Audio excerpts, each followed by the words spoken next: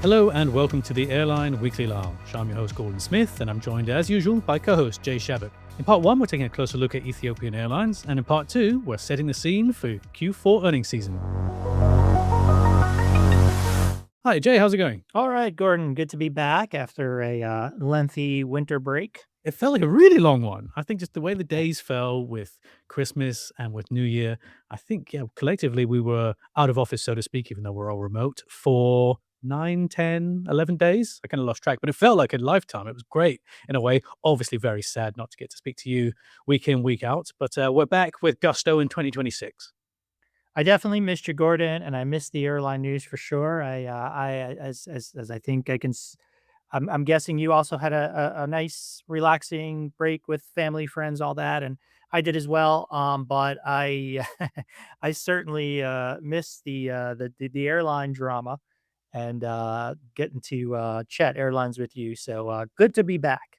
Good to be back. And before we get into part one, I believe a happy birthday is in order, not to me, but to Jay. And we won't disclose any ages, don't worry. But we have verified that Jay entered service well after both American Airlines and Delta. And you don't need to be an aviation historian to know that they're both celebrating their centenary. So, and with far fewer mergers as well, I should add. So, Jay, happy birthday for the 1st of January. Is that right? 1st of January, yes, yes, and, yeah, only one merger for me, only been married once, but, I but I'm not yes, and I'm not quite 100 years old, but, probably getting closer to that than 0, so Well, still, I think Cathay Pacific is the other big one celebrating an anniversary this year. They're coming up for 80, so I can still comfortably say that you're still younger than Cathay. Jay, let's speak about another well-established carrier, not in Asia or the US, in Africa. That's Ethiopian Airlines, because we are back to our usual cadence with the Airline Weekly issue. If you're waiting for that, we were off during the holidays, but Monday, 12th of January is the date for your diary. It will be landing in your inboxes there for the Airline Weekly subscribers. And this week's feature story, as a micro spoiler, is all about Ethiopian Airlines, Jay. I had a quick scan of some of the notes that you've been putting together for the feature story. It's a really, really interesting read, particularly so at this pivotal time for the airline. For those listeners who are maybe not quite so familiar with Ethiopian, give us a quick scene setter of where we are, what they're up to, and why we thought this was such an interesting story to focus on this week. it is a super interesting airline, I agree with you, Gordon. Ethiopian, it's, people from outside the industry are sometimes surprised that a country like Ethiopia, which has some of the lowest per capita incomes in the world, I mean, it's not a very, wealthy economy by any means, but it does have one of the most successful airlines, internationally in the industry. And so periodically, over the years, some longtime Airline Weekly readers will have, remember some profiles we've done of Ethiopian Airlines. Thought it'd be a good time to revisit them because they are just about to begin construction on a brand new airport. It's going to be really big. It's eventually it's designed to accommodate more than 100 million passengers. So that's, we're talking Istanbul size, or just for context, the Atlanta airport, which is the busiest in the world today, had about, I think the 2024 figure was about 110 million passengers, give or take a few. So it's going to be, I mean, very, very ambitious project. Supposed to open in about 2030. These things have a tendency to be delayed, these, giant projects, but 2030, and it'll open in its first phase with about with a capacity for about 60 million. So still, very, very, very big airline. And Ethiopian, which has, a tremendous record of both growth and profitability, they are, they're getting ready. They've got a lot of planes on order, and they are very ambitious, as they have been for decades now. So it's, on paper, if you never heard of Ethiopian Airlines, coming from outside the industry, and why is this a boondoggle? Why are they building a you know an airport for 100 million passengers? Their track record is pretty good. The track record is outstanding, I would argue, Jay, especially given all of the various constraints that you've got in that part of the world, open skies, etc. Not quite as big a deal in Africa, despite a lot of movement to try and get something towards that. We can discuss all the sort of the vacuum left by failed African carriers, particularly sub-Saharan African carriers, in a moment. But let's just keep things top line for the moment. The scale of Ethiopian Airlines' growth is striking. You're saying the future story, 43% bigger than 2019 in ASK terms. That's based on Cirium DO data. Fleets are well over 150 now. This seems like an airline that should have a little bit more prestige, a little bit more sort of chatter and buzz around it, a la Turkish Airlines. This is a very, very fast growing major international airline, but it just sort of, pardon the pun, flies under the radar a little bit compared to some of its maybe more bolshy, bigger name, household name competitors. No, that's a great question, and I think part of the answer is that they are smaller. I mean, Turkish Airlines and Emirates and some of these carriers are, substantially bigger.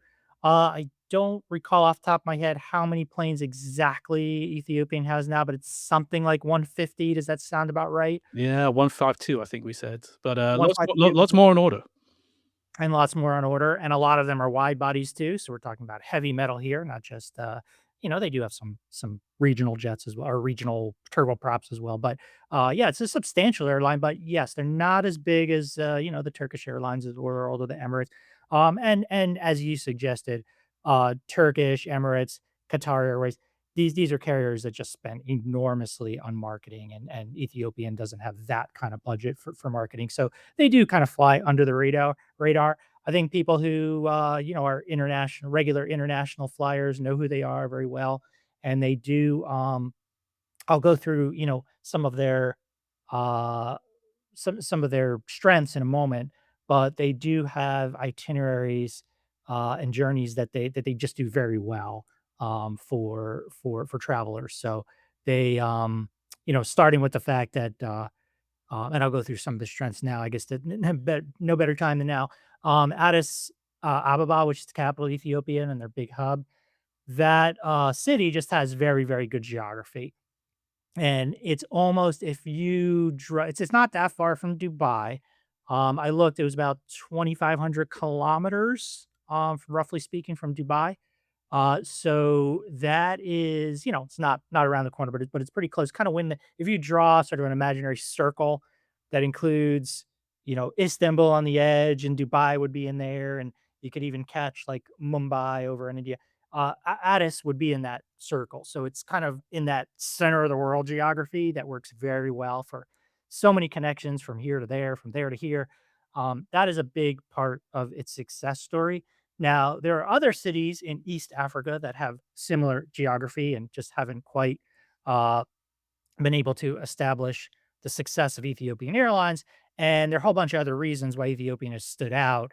One is that Ethiopia, people don't realize this. In fact, I was talking to someone in the airline industry today who didn't realize, even this person didn't realize this when I told them, but Ethiopia actually has a huge population. It's, I think, something like the 10th biggest country in the world by population, similar in size to Mexico. Only within Africa, only Nigeria has more people. So that is helpful. So yes, it is, it's not a wealthy country by any means. Per capita incomes are very low, but it does have a lot of people. And so that is helpful. They also, Ethiopia also, partially because they have so many people, they have a large diaspora, so a large Ethiopian community living overseas. And a good example of that is in Washington, D.C., which Ethiopian has flown for many years. They big Ethiopia. I used to live in Washington, and I remember going to Ethiopian restaurants all the time. Big community there, very very visible. California has a big community, probably even New York City. And then there's also a big community in the Middle East. So in the UAE, in Saudi Arabia, and Israel. So that's also contributes to the demand that Ethiopian is able to tap into. Canada, South Africa, a few other markets or a few other countries that have big Ethiopian populations. And then, probably more than anything else, Ethiopian just has an unbeatable access to Africa. And a lot of places in Africa are just not very well served, or they're served by let's put it charitably, untrustworthy airlines, airlines that don't have, internationally recognized reputations. And some of these, yeah, just some of these places are very hard to get to. And the example that I used in the article for that, I guess people will be listening to this on Thursday, and so the following Monday, the article will be published in Airline Weekly. And the example that I used was, think about a World Bank employee that needs to go from Washington, that's where World Bank is headquartered, to Cameroon, Douala, Cameroon. I just use that as an example. But Ethiopian is just perfectly placed to take. It's probably not even the best example to use now. And in the article, I explained Cameroon was an example I used because Ethiopian also has a hub in West Africa. So they actually use to get to a place like Cameroon, which is over on the African side. They use a hub in Togo. So maybe not the best example, but even if you want to go to South Africa from the United States, if you want to go to Malawi, Zambia, Zimbabwe, Addis works really well. And then they'll have connections, a lot of Europe to into Africa, into the Middle East, China to Africa. That's been a growing market over the past couple of decades. So they can do a lot of that through Addis. And I'll stop there. Everybody can read more about Ethiopian strengths in the upcoming feature. But you'll see they have a big cargo business. They have all sorts of other auxiliary businesses. They have pretty big domestic market. They get a lot of government support. Their cost base is pretty low. So you can go on and on. And eventually, you start thinking about all these advantages, and you start saying, okay, now I can understand why they were only one of 20 airlines worldwide to earn more than $1 billion of operating profits in 2024. So they're in pretty elite company. Pretty elite company indeed, Jay. Just want to tease out one of the countries you mentioned there, and that was China. It does feel like it's a bit of an underappreciated part of Ethiopia's broader story. How critical is Beijing's African strategy more broadly to Ethiopia's rise? And by that, I'm talking about not just point-to-point connections from Ethiopian going into mainland China, but what China is doing, its investments in and around Ethiopia and on the Ethiopian network that fuels traffic to these destinations. Yeah, I do think that's important. China just being such, the second largest economy in the world and investing so much in Africa. Ethiopia, Addis and Beijing in particular have had close diplomatic relations for many years. Going back to the Mao era. I think. I mean, historians can check me on that, but I know that Ethiopian was flying to Beijing very early, and today they fly to. I think it's Beijing, Shanghai, Guangzhou, there may be one other I'm missing, or Chengdu as well. So it's basically the largest the 4 largest passenger markets in China, and then they have a whole bunch of cargo markets as well. They'll do, nonstop cargo flights to, Urumqi in Western China and, Wuhan and a few other places, a few other, like, big production hubs. That doesn't even include Hong Kong. So, yeah, I think your premise is correct that China, is a very important market to Ethiopian, and I suspect that as they get more aircraft, you might see more Chinese routes from Ethiopian. I don't know, you have to imagine with Chinese economy slowing a bit, maybe the investment is slowing as well, and maybe that market is slowing as well. But don't be surprised if Ethiopian adds a route to whatever some Shenzhen or something, some other big city in China because it is an important market. For sure. Only in China could you consider Shenzhen as being sort of a As tertiary you do. market, and it's absolutely enormous by almost anyone else's standards, Jay. We've discussed the opportunities, or at least touched on the opportunities, in much more detail in the Airline Weekly article, as we said at the start of the show. Let's take a quick look at some of the challenges and potential headwinds for Ethiopian. How much does the extended range narrowbody flying coming out of the Gulf change the competitive equation for Ethiopian? And by that definition, you could even extend that to Istanbul and elsewhere. The fact that we're getting these, the Max aircraft and the LRs from Airbus, being able to put in some really meaty stage lengths if the airline so chooses. Is there a risk that some of these new aircraft, or newer aircraft, I should say, are going to start to eat Ethiopian's lunch? Yeah, I think that is a risk. You'll what you're already seeing is some of these Middle Eastern low cost carriers, and Air Arabia comes to mind, using some of the higher capable range, range aircraft to narrow body aircraft to penetrate farther and deeper into sub-Saharan Africa. And it's not just the narrow bodies. I mean, Fly Dubai is an airline that quietly has a pretty big Eastern African network already, and they're gonna be getting 787s, and I'm sure some of those are gonna show up in Africa, down maybe South Africa, maybe West Africa. So that, I believe, is something that Ethiopia has to keep their eyes on. Of course, the bigger Gulf carriers, the Emirates, Qatar Airways, they are, they have substantial African networks as well that compete, with Addis Ababa. They use their hubs, Dubai, Doha, but probably the most, um, the carrier that presents the most challenges to Ethiopian is Turkish Airlines, because they've just built such a huge, probably the, you know, it's between, honestly, if you have to rank which airlines in the world have the best African networks, it's between Turkish and Ethiopian. And, it depends on where, obviously Air France, some of the European carriers and the Gulf carriers, as I mentioned, have good networks as well. But Turkish has really added a lot of those hard to reach markets, some even that Ethiopian doesn't serve, um, a few of them I can think of. So, that is probably their biggest, competitor. But you are right that, the longer these narrow body aircraft can reach, the more that they can cover in Africa. And let's wrap up, Jay, at least part one, with a broader question, and it's, you know, why has Ethiopian been the exception rather than the rule in Africa in terms of being a successful airline on the continent, serving the continent from the continent? So much, we discussed this many, many times on the podcast and in the Airline Weekly issue as well. So much of Africa's capacity, even intra-African capacity, is with airlines based outside the continent. Ethiopian Airlines is a very, very rare success story. And I'll maybe put, ooh, if I'm being generous, Royal Air Maroc, uh, Egypt Air.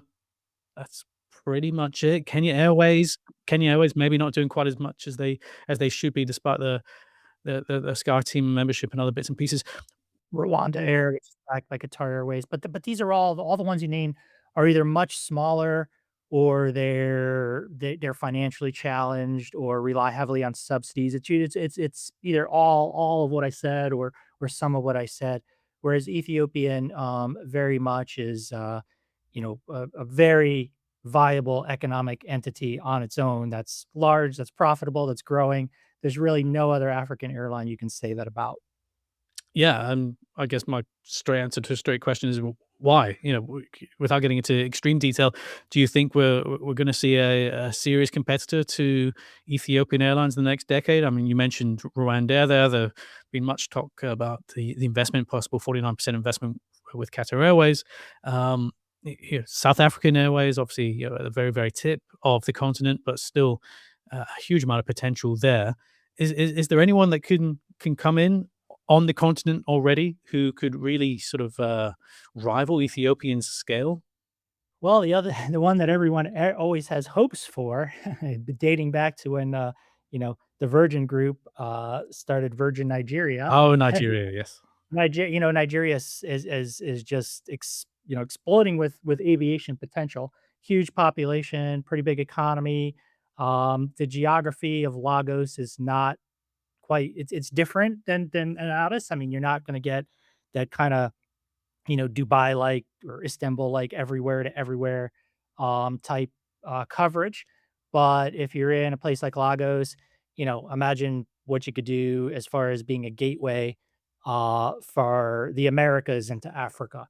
And that's something that, there have been many West African airlines that have tried that. Royal Air Maroc has tried that. They've even invested in, airlines in Dakar, Senegal. Dakar has tried to position itself like that. Royal Air Maroc, or sorry, I just mentioned Royal Maroc. Air Arabia Maroc, their Moroccan, venture, has, at times, tried to create a hub in Senegal. So, Lagos would be perfect for that, but for reasons that probably go beyond this podcast, very difficult political environment, just very difficult aviation regulations, all sorts of reasons. Nigeria has never been able to develop a viable, or let's say a strong international airline. They keep trying. I mean, there's been projects over the years, many of them. I could name a lot from my memory off the top of my head, but they never worked. And if you ever, you know, read the story of Virgin Nigeria, and you kind of get an idea of why it's been a quite a chore to try to develop an airline there. Oh, So yes. yeah, Ethiopian has really been able, and it's some of those they've been able to do it where others haven't because of some of those reasons I mentioned. I mean, the large population, the diaspora, the good government policies, the geography of Addis, and I mentioned all those things. They've also been able to, I mentioned they have a Lome hub, Lome Togo over in West Africa. So that incidentally, I talked about the potential of West Africa as a gateway into all of sub-Saharan Africa. Lome, the Ethiopian, it's pretty small, but Ethiopian has done a pretty good job of making Lome that hub that I'm describing, that ideal gateway hub.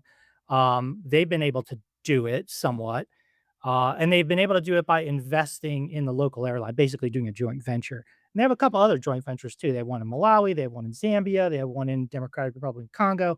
But they're generally small. Um, but yeah, I mean, just for example, they'll do nonstops to Washington from Lome, not just Addis. And one of the problems, and I should mention this too. This is kind of an interesting. This is actually very important for uh, the airport project that we started conversing about. So one thing about the new airport, it's actually going to be at a significantly lower altitude as the existing airport, and that is important because the existing airport is a very high airport. I think it's even quite a bit higher than Denver. And that limits the range of even some of these airplanes like the, A350 900s and 1000s and the Dreamliners, and they can't even do Addis Ababa nonstop to Washington. Their three A350 1000s make a stop in Rome. So you can see that's a big challenge for them. You asked me about challenges before. That's the current airport has that challenge. The range of their aircraft are very compromised. So they have to do so one route they did for a while was Los Angeles because I think there's a um, sizable Ethiopian diaspora population in LA. And I think there were a lot of, LA is just a big city. There's a lot of LA demand into, places like the Middle East, and they can service that very conveniently over Addis. Made sense, but they couldn't reach it from Addis, even with these super long range aircraft. So they had to go through Dublin, and at that point, if you're in Los Angeles, you'll just say, I might as well just connect through Dubai, or I might as well connect through Istanbul. So, or even, on some itineraries, I might as well connect through Europe. So it's just very competitive. The new airport will give them more flexibility in what they could do to the US. So you'll listen to their executives. They talk about, yeah, we want to serve Seattle, we want to serve Denver. They actually already do our Atlanta, which actually shocks me. I can't imagine how that makes money because they're not in Sky Team, so they don't partner with Delta. So I don't know how they do that, but we'll leave that as a big question mark. But they do, yeah, they do. I think they do Toronto as well in Canada.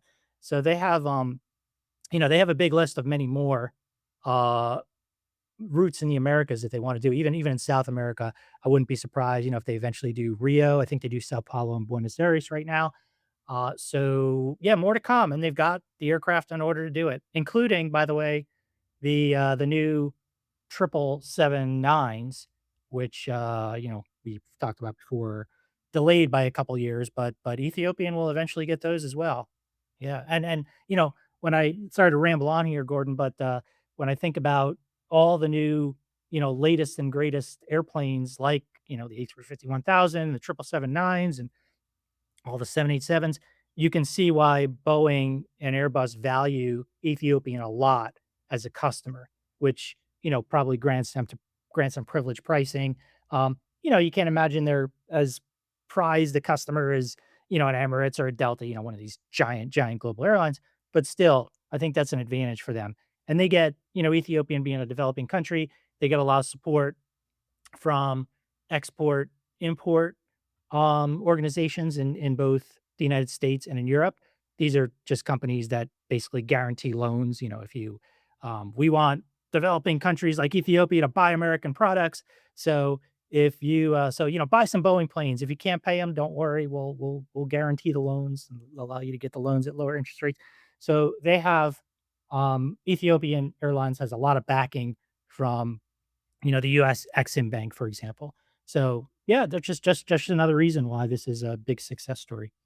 So much more we could discuss, Jay. As we said, more detail in the Airline Weekly article feature story in the next issue, dropping on January the 12th. And a notable mention as well, back to our earlier discussion on Nigeria. Air Peace is the current major Nigerian operator trying to make an international name for itself. I saw it.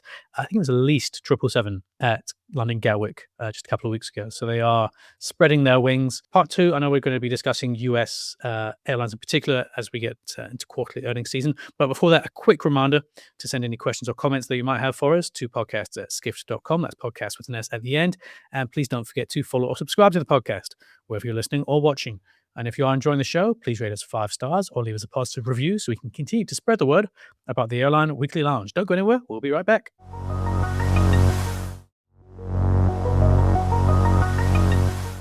Hello and welcome back to the Airline Weekly Lounge. I'm Gordon Smith, joined as usual by co-host Jay Shabbat. Part one, we were discussing all things Ethiopian Airlines and African aviation in general. But now we are going to pivot to US airlines in particular, but I'm sure some other themes will come into the mix here, Jay, because we are on the eve of earnings season once again. Dates for your diary: Delta Airlines kicking things off on Tuesday, January 13th. The next big one is United Airlines on January 20th, and then the cadences as per normal. I think we've got Southwest on January 29th, Ryanair 26th, and then some of the European majors, they're coming in February and early March, Jay. But we thought we would just round out some key questions that are in our minds as we enter the latest quarterly earnings season, Jay. And let's kick us off. Where do you want to begin? This is our true holiday season, right? When people say happy holidays, oh, not yet, not yet. Still to It's come. coming. Week, yeah, next week. The food's not as good, but yeah, still plenty of twists and turns and a bit of drama, I dare say. Yeah, key questions for US airlines as we enter 2026. Where do you want to begin?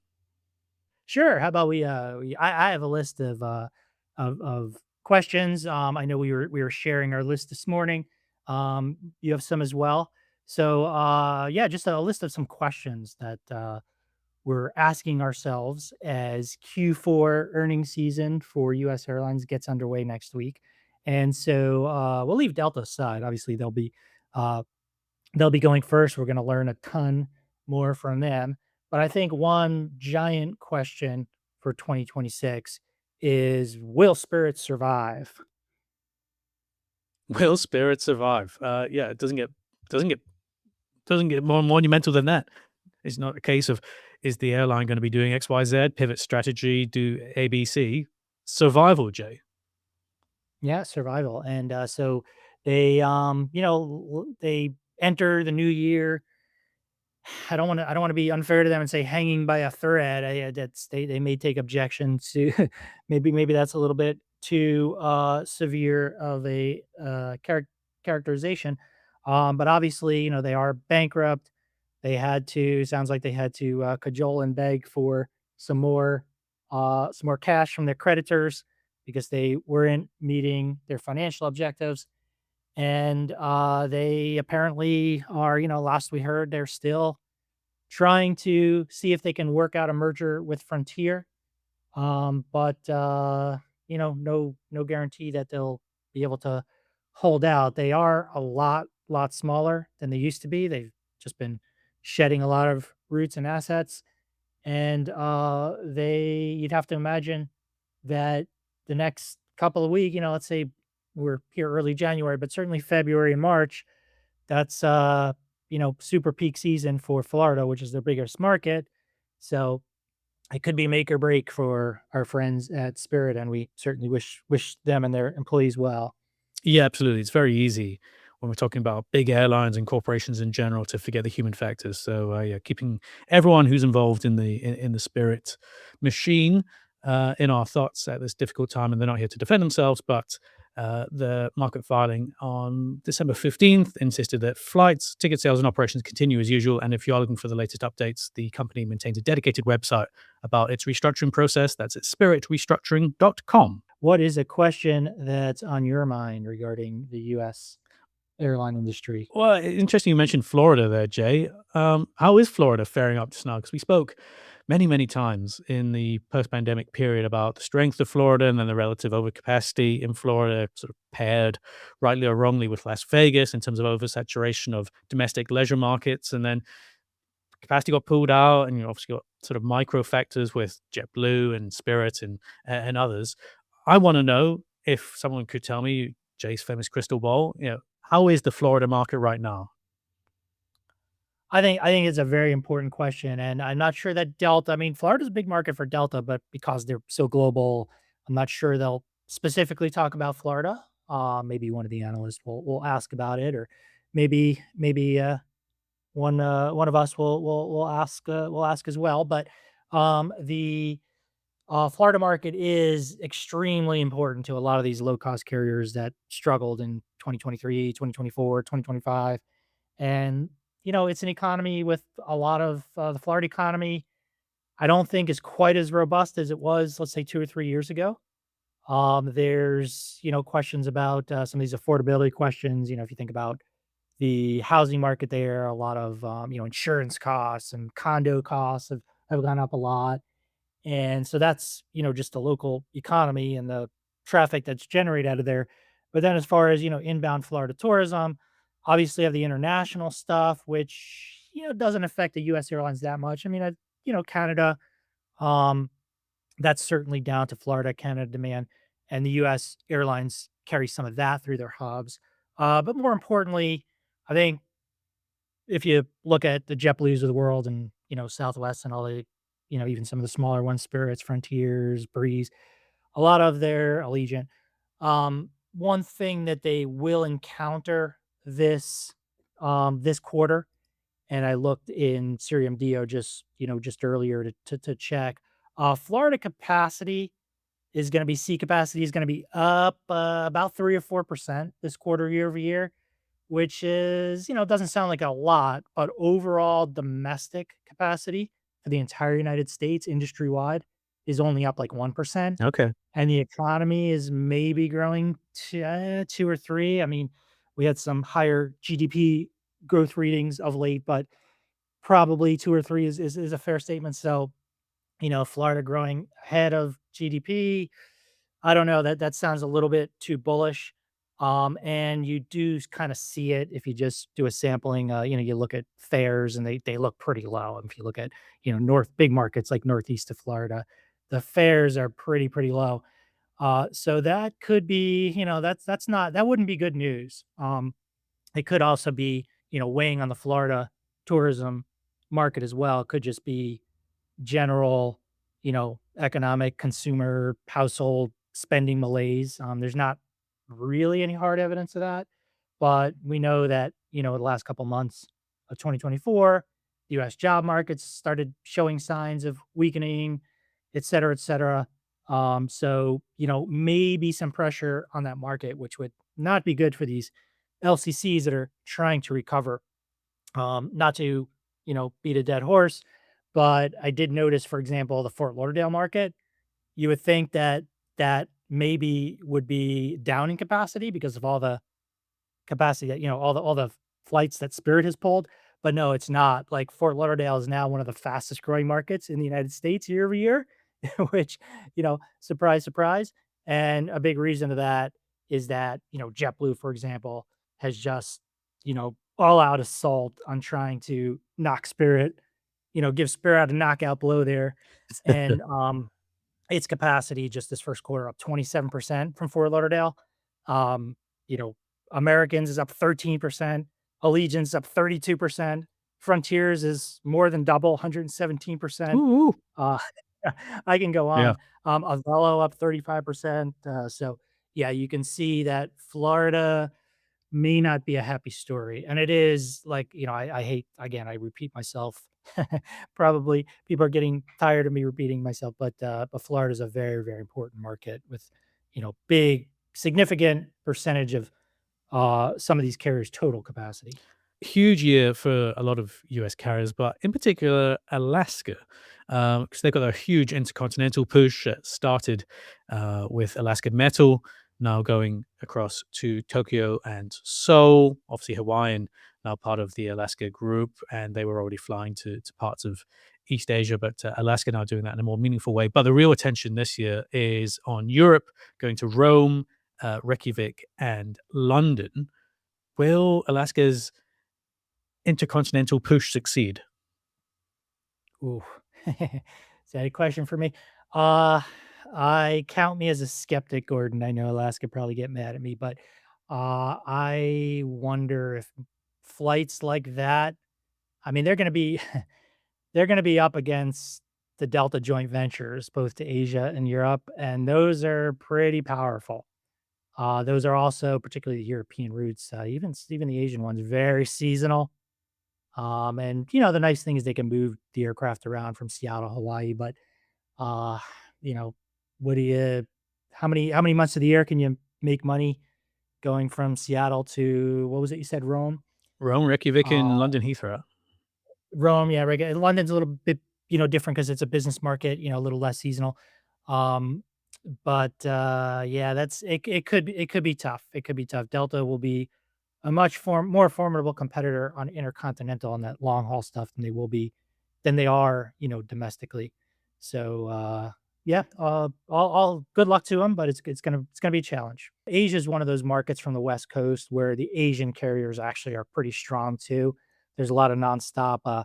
The you mentioned, well, obviously Korean Delta have their joint venture, but if you think about Tokyo, All Nippon and Japan Airlines are both very strong to the West Coast. And then, you start thinking about other airlines. I mean, look at Seattle to Taipei, which Alaska's not in that yet, I don't believe, right?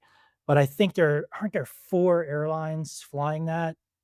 It's like Delta, EVA, Starlux, and China Airlines are all flying that, right? There's no way that that market can support four wide body carriers. So and Alaska's not in that too. But just to give an idea that Asia West Coast can be, it's not for, it's no laughing matter. No, no, not at all. And I was just going to say, this story is not going to be opening closed in 2026. It's going to take some months, multiple quarters, Right. before we have a fuller picture of how Alaska's intercontinental experiment plays out. Jay, any other key questions for US Airlines in 2026 briefly before we wrap up? Well, I think a big one, I'll give one more, is, will Southwest turn itself around? Will this be the year after a couple struggling years that they finally get back to Southwest-like levels of profitability? What do you think, Gordon? Are you an optimist? Are you, or, conversely, are you still concerned about them? I'm still concerned about them. Something had to change. I think what I've seen so far is broadly positive, but I think there'll be a few more bumps in the road. But if we're sitting here in 5 years' time, we haven't been replaced by AI yet, Jay. Hmm. I think the aviation historians will probably look fondly upon the changes that take place or are taking place at Southwest, but it's just a question of the execution, in my view. I saw Southwest stock price in December, I think it was up a lot. It was one of the 10 stocks in, like, was it the S&P or whatever index they were. It was one of the 10 US stocks basically that it, had the highest increase, that it was in the top 10. So there seems to be some more bullishness there. And some of that could be related to the fact that overall domestic capacity, as I mentioned, is only up 1% year over year in the quarter. And then some of it could be just more optimism about some of the many changes that they've made. And by the way, more changes to come likely. I mean, they're still talking about doing lounges and maybe overseas flights and maybe big question mark. I don't want to sound, too speculative, but I wouldn't totally rule out a JetBlue takeover or something as grandiose as that. No, this is still maybe less probable than probable, but it's the logic. The logic is there. We will end it There's a lot of logic. we'll end it there, Jay, with that Am I beautiful. going too far off the out on a limb there? I'm quite happy to end on a spicy, provocative note. You know, Send us your thoughts, everybody. Send us emails. It should Southwest by JetBlue. yeah, yeah. Podcasts at skiff.com, or contact Jay on LinkedIn. You're a bit of a celebrity over there on LinkedIn, Jay. I was looking at your profile earlier today, and it was, yeah, the engagement is second to none. You are LinkedIn guru. Anyway, if you enjoy the podcast, I'll be signing autographs at the next Skift event. yes. If you are enjoying the podcast, then why not consider a subscription to Airline Weekly? Get to read Jay's insights into Ethiopian Airlines in more detail. Go to airlineweekly.com/subscribe, and there you can get a free trial issue and get a bit more detail around what we do and how we do it. And a reminder that as an Airline Weekly subscriber, you get access to all the airline news on skift.com, plus Skift Research's airline reports, and there are some amazing research reports in the hopper for 2026. Take it from me. And a quick thank you as well to Jay for the first episode of the year. I thought we were going to be a little bit rusty because it's been like 3 weeks since we recorded something, but we got through that. And Well, we'll let the listeners judge. that's very true. I don't want to be marking my own homework, but we got through it, pushing 40 minutes as well. So a bit of a bumper episode to treat you all back into the new year. Thanks to Jay for joining me, and thanks as always to our producers Monica and Will, and wherever you are in the world. Thanks for listening, and we'll catch you next time. Bye for now.